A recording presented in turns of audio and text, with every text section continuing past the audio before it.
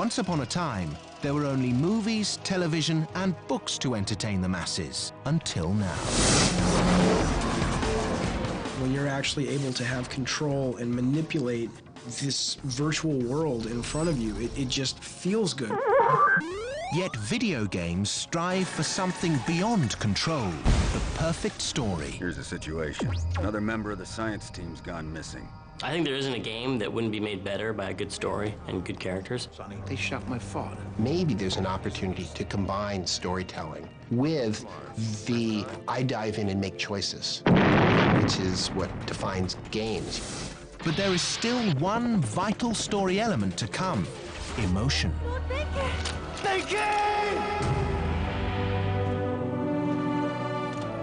Can a computer game make you cry? Once you've answered that question in the affirmative, then I think that there's no reason for everybody not to be playing video games.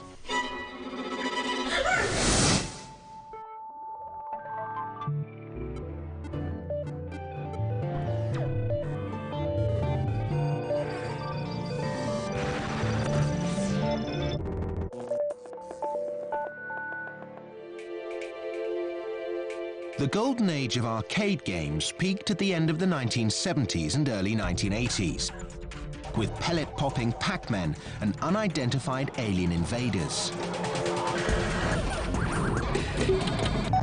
Video games allowed the players to control their own digital experience. But if this new form of entertainment was going to last, game designers knew they needed what TV and movies already had: a story. I think in the very beginning with video games, what you had with a lot of them was a very simple technical mechanic, like Pong, where, okay, I'm rotating this dial and it's moving a paddle and here comes this ball and there's a little bit of physics involved. But it's not really about anything. It's just an amusement. In order to keep players entertained, game designers learned from filmmakers that they had to connect with the player on a deeper level. So for games to get from the level of just being a fun activity, kind of like Pong, to a true entertainment that is competitive with film and book and so on, then games have to cross the threshold and also touch us in the ways that story does, with an emotional response, with characters we actually can care about and get involved with. In the late 1970s, a breakthrough film took the action movie to new heights by infusing a sci-fi battle with a dramatic story. Use the Force, Luke. Led by a Jedi hero. Luke Skywalker's journey was a call to greatness and a chance for one man to effect great change. Taking your first step into a larger world. A motif many know. George Lucas learned from Joseph Campbell's classic text, The Hero with a Thousand Faces.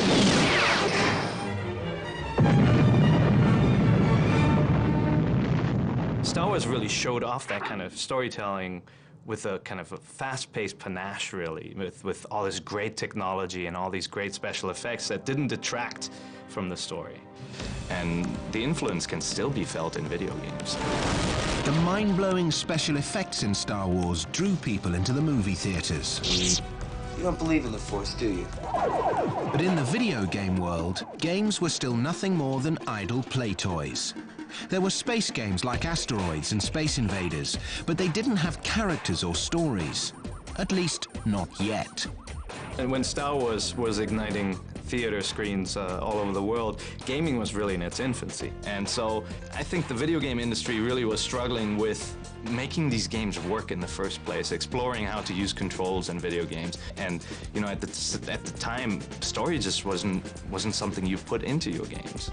So video games had to learn from movies that good stories combined with exciting action put people in their seats and eventually behind their joysticks. To me, it's more interesting if there's an epic storyline and I'm a hero and I'm on Joseph Campbell's heroic quest. To be a storytelling medium, we've got to have characters, and if we're going to care about the characters, we've got to care about emotion. In the future, we will be a mass market form of entertainment, and we will have the ability to delight and entertain customers who have all sorts of different kinds of tastes, much like television does today, much like books do today, music, or movies. It's no different than any other creative medium, in my opinion, and the very best artists will figure out how to make you cry. But to create emotion in video games, programmers would first have to learn how to turn pixels and plumbers into new video game heroes.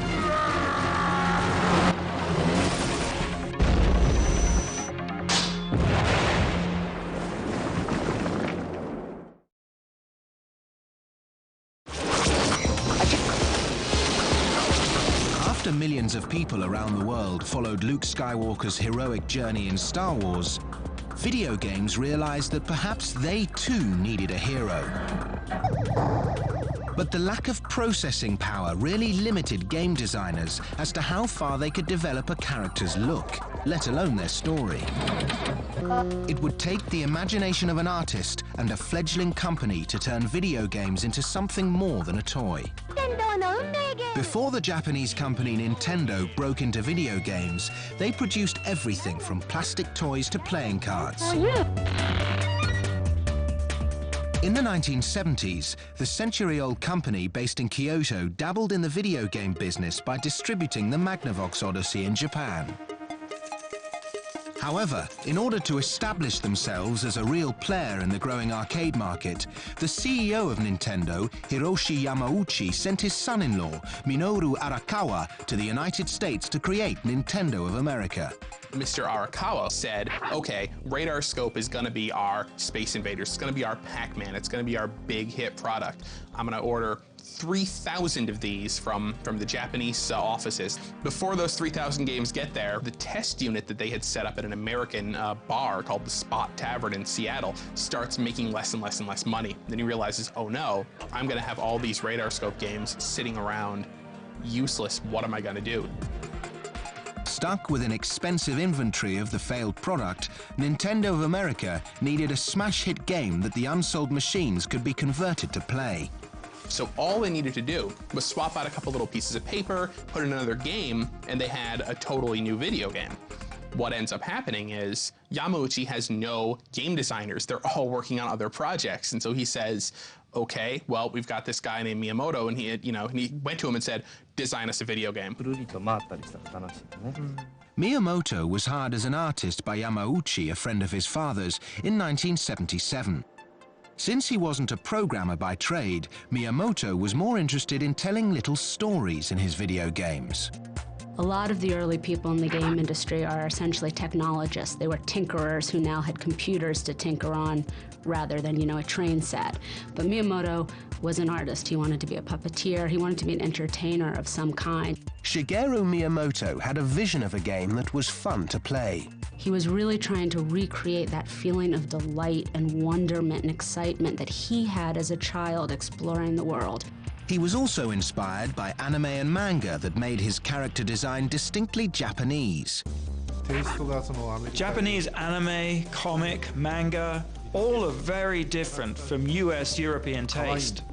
Japanese people grew up in the environment where many childish, adorable characters were seen, and it's been 40 years.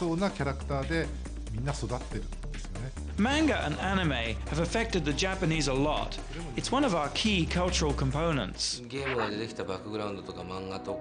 I think our desire for these entertainments like video games and manga and our immature tendencies have been somehow pre-programmed within ourselves. This is something that people innately want.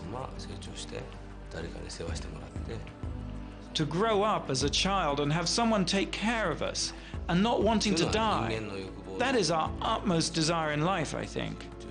Our seeking of childish and this somewhat unconscious freedom may be the reason why such culture has flourished here. Without advanced technology and without any programming experience, Miyamoto did the impossible. I had an idea for a main character who was not really stunning, cool, or good-looking like Superman, because characters in video games have to fit on a small screen. The design had to be less complicated. Miyamoto turned a portly plumber called Jumpman into a superstar. Later on, when Donkey Kong was released in 1981, Miyamoto's protagonist was renamed Mario. It was the first time it really was the most fleshed out character, the idea that a video game should not just be about Armageddon's coming and you have to shoot this down or defend yourself about this, but it actually is about a character and there's a sort of moral imperative that you have to save your girlfriend from this nasty gorilla. Well, if you go back to kind of American gaming in the 70s, a lot of the games didn't have a central character. It was a square block, and you kind of had to imagine that that white blinking dot is a tennis racket, or a guy, or, you know, a boat or a car. The medium was so limited. It was so hard to build a character that was recognizable. And so Mario could only be a certain size. So Mario has a really big nose because it's easy to see a nose on somebody's face. Mario has a mustache because there weren't enough pixels to define a mouth underneath that nose. He wears a hat because it's really difficult to do hairstyles in an old arcade game like that. The red suit that Jumpin wore, that was a trick that the engineers at Nintendo taught him, that if you want one character to be recognized on the screen, put him in this crazy color. So he had to learn all of those things, but he brought with him the imagination of an artist and the way of storytelling that an artist would bring. And that was something very, very, very important to the industry, especially at that time.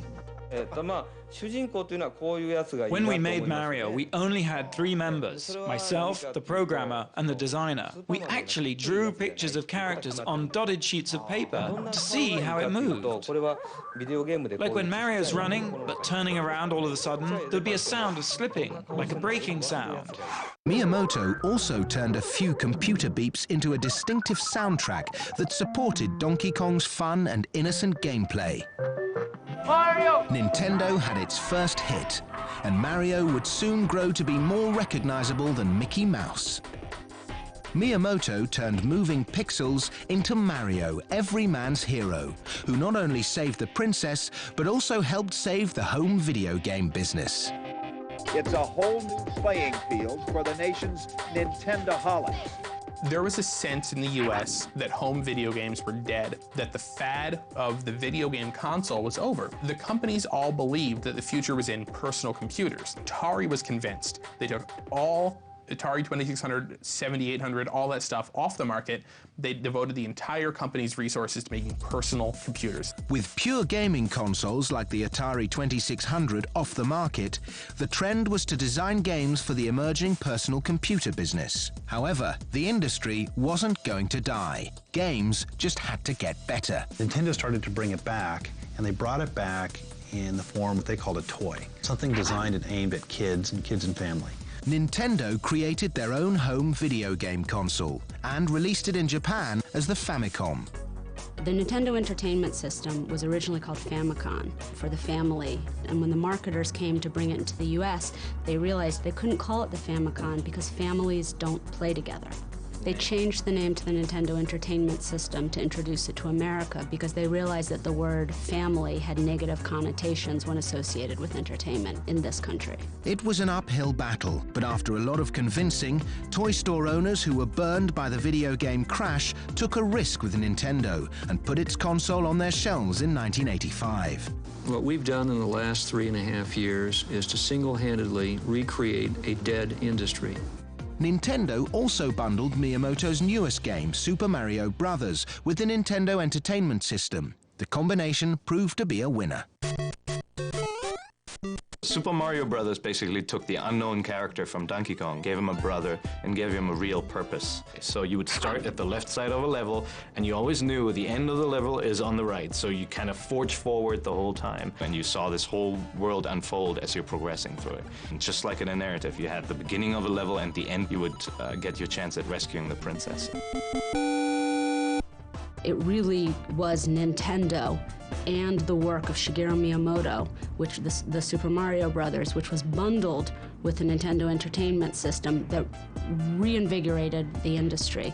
If there had not been a Mario Brothers, if there had not been somebody who'd sort of had the vision to take video games to a new level where story was involved, it really might have gone the way of the hula hoop. Super Mario Bros. Was a best-selling game worldwide, and more importantly, it also ushered in the new home video game revolution. What will the future bring from Nintendo? The success of Super Mario Bros. And Nintendo marked the birth of characters and narrative in video games. While players entered the world of Mario, Shigeru Miyamoto was already envisioning another imaginative game world his players could explore and discover. A world reminiscent of his childhood in the hillsides near Kyoto. And he would go out exploring, and there was a system of caves, apparently, near where he lived, and so he one day brought a lantern and would go through the caves and explore different passageways and map them out. And so later on in life, when the technology became powerful enough, he immediately said, you know, I want to make a game that's like that about exploring. Many years ago, Prince Darkness Ganon stole one of the Triforce with power. With games like Donkey Kong, Mario at the end, Mario at the beginning is the same Mario. He has all the same powers. Same thing with Super Mario Brothers. With Zelda, Link at the beginning is weak. He only has a certain amount of life energy. He has no weaponry at all. He has nothing. And at the end of Zelda, he has this array of weapons. He has all this life energy. And so that wasn't unique to The Legend of Zelda. Role-playing games had been around long before that, but it was the first game that married that really successfully with action. These are epic stories with classic themes of good and bad. The protagonist has to rescue somebody. You're a boy who has to go out and be brave and be better than you are when you start, in order not just for your own good, but for the betterment of your community. Intricate gameplay accompanied by a dramatic musical score in Legend of Zelda gave the player a world and a video game character they could empathize with for the first time. Legend of Zelda is a game that you will always hear people say it was the first game that they ever cried when they played a game. It was very story-based. Your ability to really feel for the main character and for what he had to go through in order to better himself is something that really touched a lot of people. Legend of Zelda, which was released in 1987, became widely popular in Europe, Japan, and North America. Following a character as he leveled up and gained more power by finding hidden treasures became significant for a generation of people who were starting to focus more on themselves. The 80s was definitely, I think, the final throwing off of any delusions about, revolutionizing the establishment. The counterculture hippies now were the establishment, and they embraced the toys of the establishment wholeheartedly. More money was, often a goal in a game. As the Cold War thawed in the mid to late 80s, tensions between superpowers started to wane. Reaganomics and Thatcherism lowered income taxes and spurred a decade of consumerism. The video games themselves were a toy of aspiration. I'm a video game addict. This is big business. It became sort of one of the things that, as a new 80s adult, it was okay to go spend a lot of money on a video game console or on a computer to play games on, which was not something that previous generations would have embraced. My father, as an accountant, would not have bought a computer to play games on. He would have bought a computer to do spreadsheets on.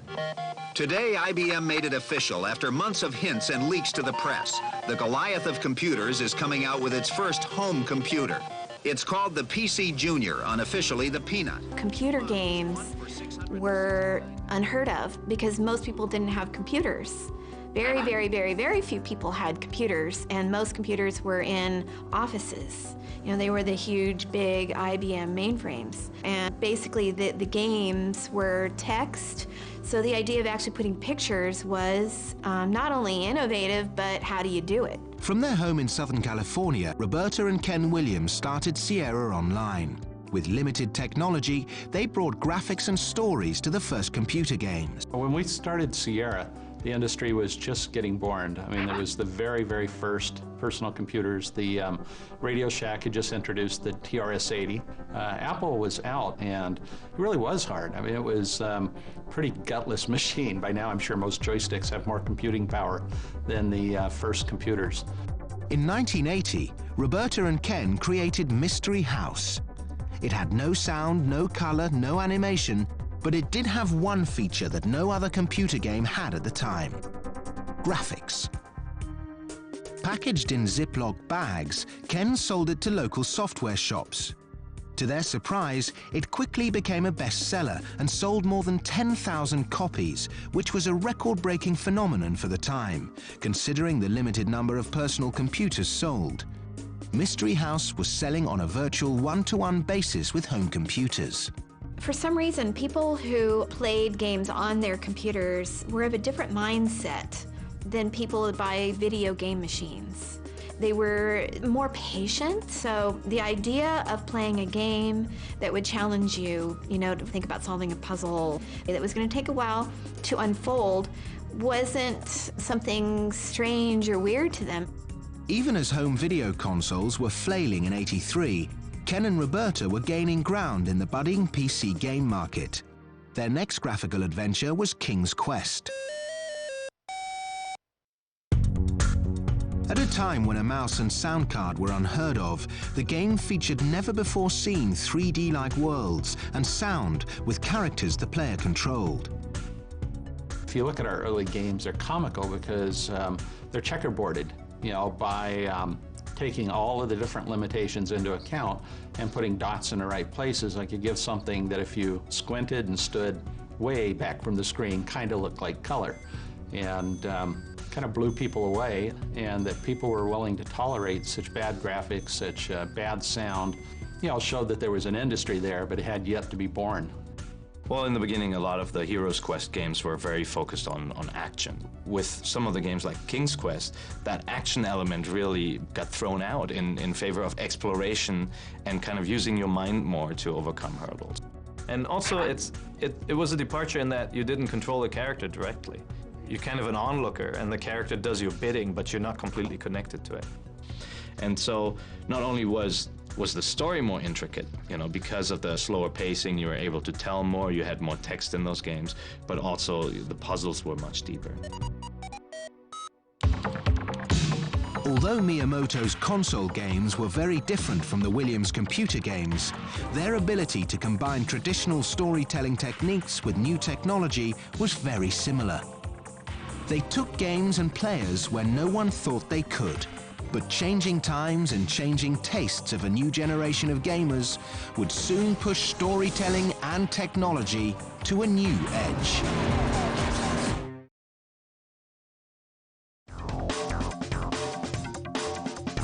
Artists like Shigeru Miyamoto and Roberta Williams brought video games to life with their rich storylines, characters, and environments. With just a few pixels and sound beats to choose from, they created immersive worlds where each player was crowned a hero. Playing the hero in Super Mario Bros. Was fun, but by the early 1990s, gamers grew up and they wanted entertainment that reflected their new, mature selves. Mr. Gorbachev, tear down this wall. Following the collapse of the Soviet Union and the end of the Cold War, the decade was marked by a new economic and cultural globalization. Suddenly, a new generation of gamers who grew up with only a handful of TV channels now had dozens of channels on their cable connection. And with their new personal computers at home, gamers were also connecting to the internet, able to access information from around the world in seconds. By sort of the late 80s, early 90s, you were starting to see home consoles that were as powerful as what you were finding in an arcade. Now you were getting them in a little box. So people were starting to say, like, the amount of technology that was needed to launch the space shuttle you could now get in your home computer. For many, the hero's journey was over.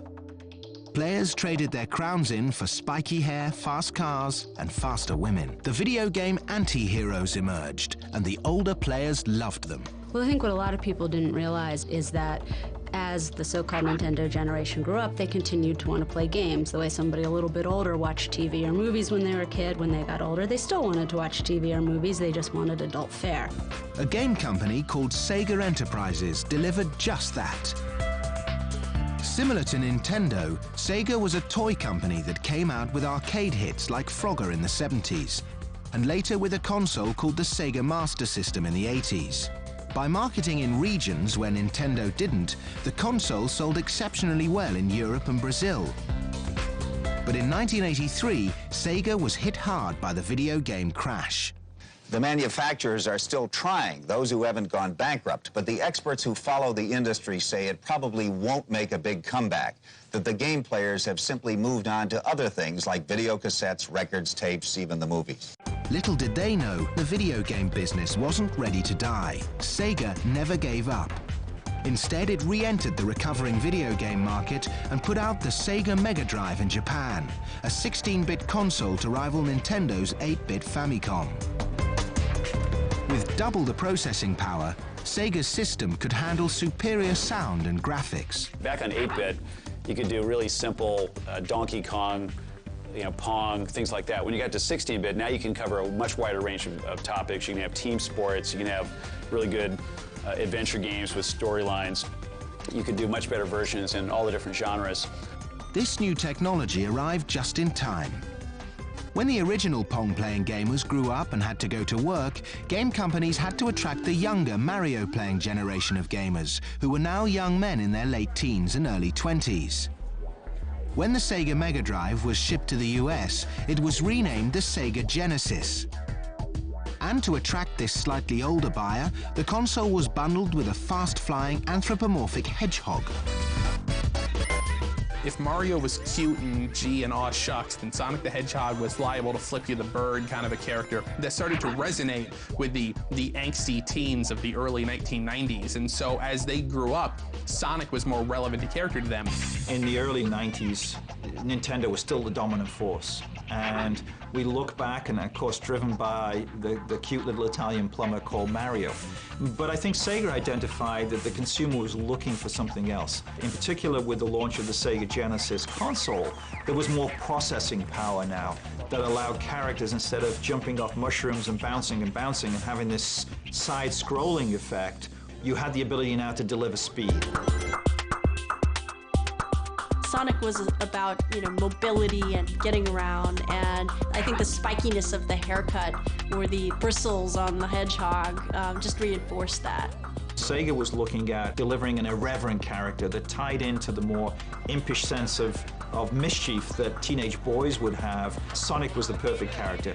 He is an anti-hero in that sense, in that he's not meant to really embody heroic qualities. He's a kind of selfishness to him. But that's also what makes him fun. In some cases, the least noble characters were the most funny, and therefore most fun to play. Before Sonic spun onto TV screens, there was another anti-hero who strutted straight into the hearts of thousands of adult adventure players. Larry Laffer was the title character of a series called Leisure Suit Larry. Larry was a balding, dorky, leisure suit-wearing, but still somewhat lovable middle-aged loser who tried to seduce attractive women. The tack that I took was to create an anti-hero, a guy who would constantly be humiliated or insulted or put down. But if you played the game long enough, finally in the end he would persevere and have just a short, brief moment of happiness. Leisure Suit Larry, at the time it came out, that was the first racy content on a computer.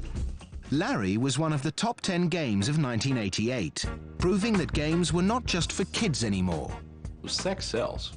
I mean, it always has. That's no revelation to anyone. It obviously had an edge to it that was unique on the computer game shelf at that time, certainly. Another unique aspect of Leisure Suit Larry was that the game was set in a real-world environment with realistic characters. Instead of players exploring fantasy kingdoms like in other adventure games, Larry took players into 21 and over casinos and bars, providing the player with a more adult experience. I think Larry was the first game to use real characters, real people, and present-day times and present-day settings in situations that seemed like they could come out of today, as opposed to the rut that most games were in, which is either medieval settings or space in the future. I didn't realize that at the time. I had no grand plan. I just knew that I didn't want to compete with those games or with those games, and therefore there was this big hole down the middle that seemed to me to be the perfect spot. And I've been glad to see that develop over the years as a trend in gaming. I think more and more games today are about real people in realistic settings with realistic action. In order to support these more realistic and explicit game worlds, game companies had to develop new technology. Although Nintendo partnered up with electronic giant Sony to develop CD-ROM technology for its console in the early 90s, contract disputes destroyed the partnership.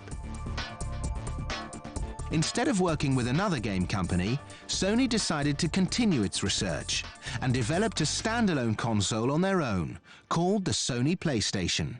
When Sony launched the PlayStation 1, they recognized that, you know what, there's an audience out there of the 18 to 21-year-olds and older that still want to play video games. They grew up playing video games. They still want to play video games, but you know what, now what Nintendo's doing, what Sega's doing, still feels kind of kiddie to them. So Sony kind of filled that void for the older gamers by providing a system that looked a little bit more sophisticated. It was running on CDs, which at the time had this kind of technological advantage where you felt like, boy, you know, I'm getting a hi-fi piece of equipment. I'm not just playing this little kid's toy here.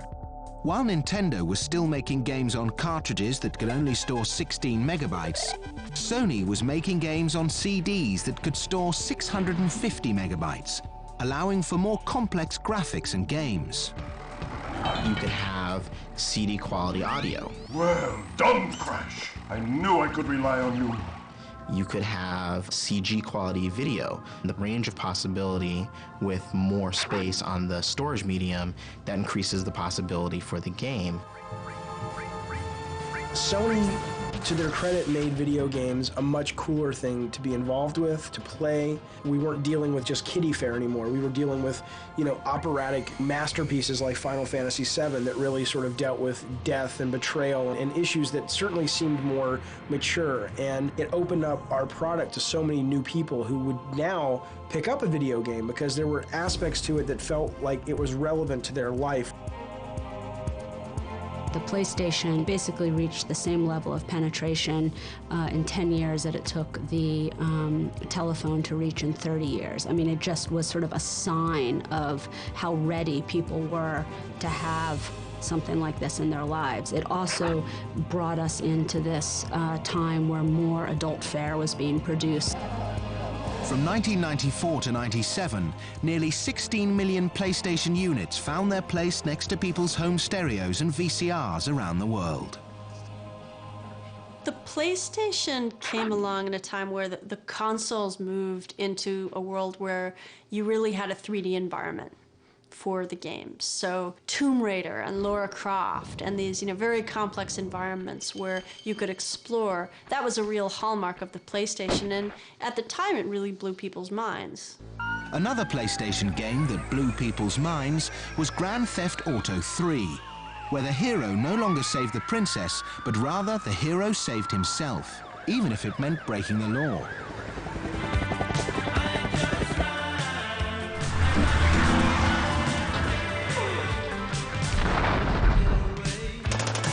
You've got a handful of goals you're trying to achieve, but what's changed is the play space. So they layer another fiction on top of it. So rather than being a slightly overweight plumber like Mario or a faceless spaceship in Asteroids, you know, you're Carl Johnson, or you're a gangster who just got out of prison, and you know, you're looking to get your life back together. And for today's audience, you know, sort of the post-Gen X audience, post-Oliver North, post-Gulf War audience, you know, that's something they can relate to more than some of the traditional heroic fictions of generations past. We're looking at a very tech-savvy consumer that can multitask, that wants interaction, that wants personalized experiences, doesn't want to be told what to watch, what to listen to, but wants it on his or her own terms, and that's what games deliver. In the Grand Theft Auto games, players choose to be the criminal, just like in real life. Grand Theft Auto is a game that allows for morally the players to make different choices, and they're not necessarily always going to be the choices we would like them to make. One of my girls needs a ride, so grab a car and pick up Misty from the clinic, then bring her back here. The fact that you could do something that is wrong and yet get some kind of reward in the game for doing it. In the same way that in real life, somebody could burgle your house, which is clearly wrong, and yet make some money from the goods they stole, which is clearly good in their eyes. That's real life, and there are some games now that are kind of presenting those same conundrums to people. And it's interesting that people look at that and go, oh my God, that's horrible that they even allow you to make the same choices in the game that you can make in real life. You're unleashed into this game world and you can try out the cars, you can try out how different they feel, and then you're like, what if I drive it off the bridge? The car blows up, okay, let me drive it a little faster. And you try all these cool things that you wouldn't be able to do in real life and hopefully aren't doing in real life. When the PlayStation 2 was released, the third edition of the Grand Theft Auto series unexpectedly emerged as the smash hit of 2001. Jumping for coins was out, jumping innocent bystanders was in. Grand Theft Auto 3 and its sequels really kicked off this movement of games that were becoming more Hollywood-like. You know, these are games that kind of told about the life of crime, like you see in so many movies like Goodfellas or shows like The Sopranos. And it had this incredible all-star cast that Rockstar, the developer, didn't even hype up. They didn't even want to take advantage of. They just wanted to have this really awesome cast. You know, people like Samuel L. Jackson. I'll take that, Hernandez. Hey, that's my paper, man. That's money. This is drug money. And all these great names are just kind of behind the scenes doing this video game. And it also was cinematic because it told the story where you got to see your character just start out as maybe a small-time thug and slowly moving up the ranks, gaining more respect of his peers and fighting other crime bosses. So it had a real Hollywood kind of cinematic presentation to it, but at the same time, was a pure video game. The Grand Theft Auto series, created by Rockstar Games, started a trend in games that now had movie-worthy storylines, high-quality voice acting done by real Hollywood stars, and even music soundtracks. Here in my car, I feel safest of all. I can lock all my doors. It's the only way to live. In Grand Theft Auto, one of the cool things was you had a radio station, and the radio station you could tune in, and there were all these great songs from the 80s that gave the game a real mood.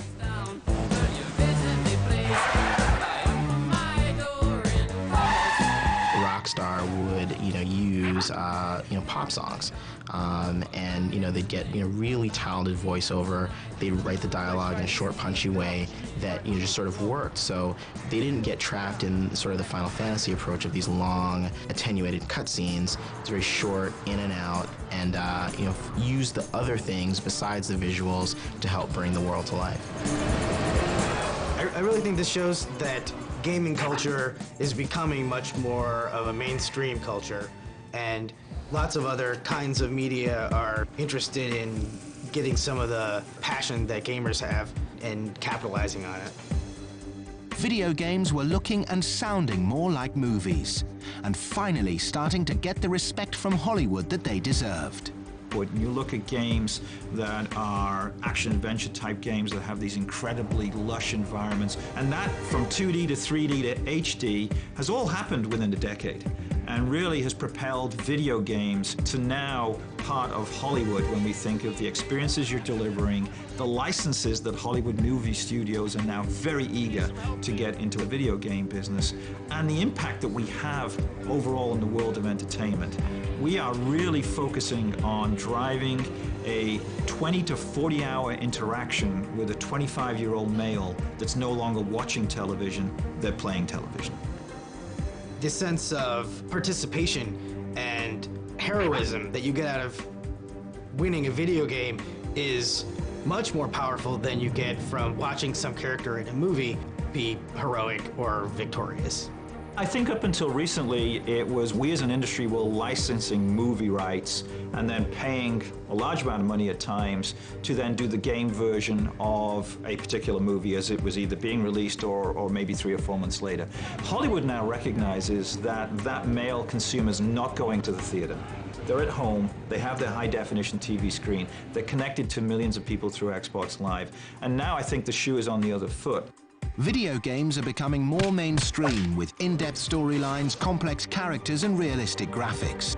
But unlike Hollywood, good looks in video games can only go so far.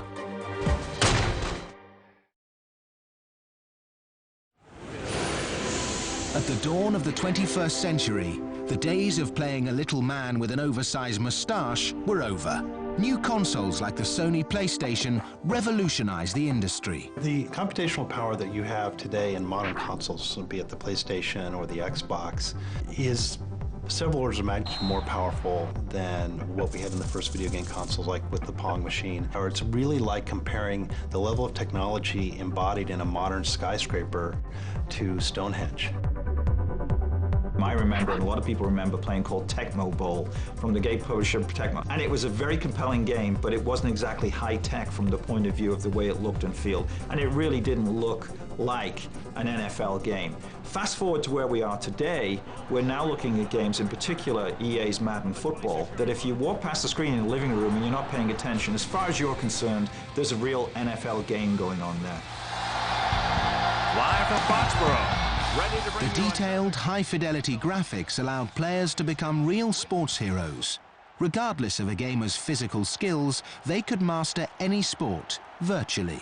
The new sports games give players a sense of power over, their heroes, because all of a sudden you have all these players' faces and their names, and it's all real, and the rosters are all there.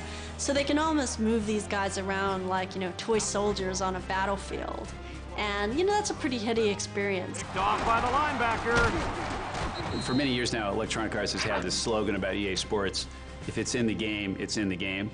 Where that really originated was with my passion for authenticity. In order to get the video game characters to move like real athletes, game developers used motion capture, a technological method they borrowed from Hollywood. Motion capture is a process by which you put markers on a person, and then you capture their movement data, and that gives you the ability to get very realistic, gross joint motion. One of the things you see in real life basketball is that any one move, everyone on the court reacts to it in some way. And EA said, well, we're going to try and take advantage of that. So they actually motion captured 10 players at a time on the court, in addition to the individual motion capture sessions they were doing. And so when you play the game, you saw it. It made a big difference. You made one little move, and everyone responded to it in some way, shape, or form. So, it puts you in the game more. Now you have so much computing power rendering these environments that you have something that's almost like hyper-realistic. And, you can see the players' eyeballs, and, you can't even see those things, when you're watching real sports events on TV.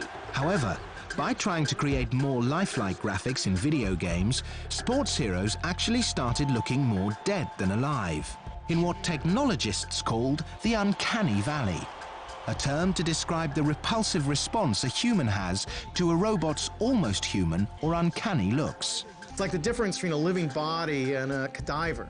It's the difference between a mannequin and a human being.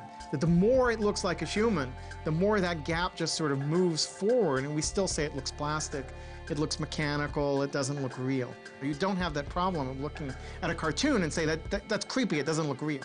But the closer you get to being realistic, the more they realize that's still like a living doll, it's not like a human being. Without emotion, even the most realistic-looking characters couldn't provide the player with an authentic human experience. If you can't communicate with characters in only a very shallow way, how are we going to care very much about them? We're going to have no problem just killing them and running them over with our virtual cars.